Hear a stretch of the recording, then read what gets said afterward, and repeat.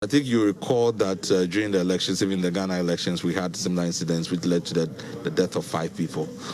The reality, and this is not just a matter in Ghana, but it is something that is consistent across Africa, and maybe for the last decade, that the incidence of protest is increasing.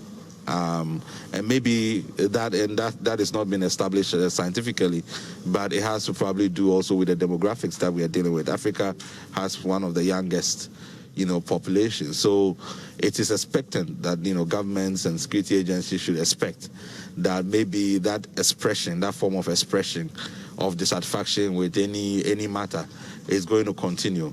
So what then the security agencies, the police, the army, should begin to understand is, how do you deal with that kind of expression of dissatisfaction? They cannot use the same old methods.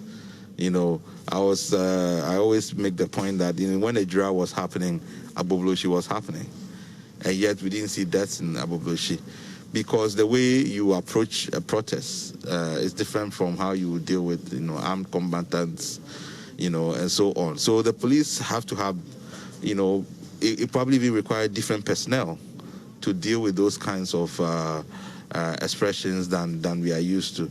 It might not always be force.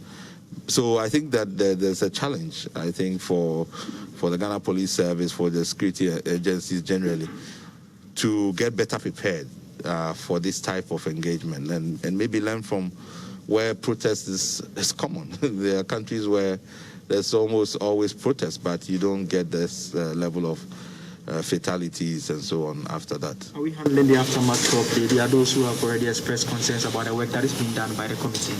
Well, I think that we have to be constructive. It is very important for the people of Ejura, but also for a lot of people who are watching, how this matter is going to resolve, that the committee gets it right. So I think in the first week, the people have raised a lot of concerns, even to the extent that the family of the gentleman, Mr. Ibrahim Mohammed, who was killed, had decided that they were not going to participate. I think that it is an opportunity for the committee to listen to those issues and reset themselves, so that they can complete the work successfully.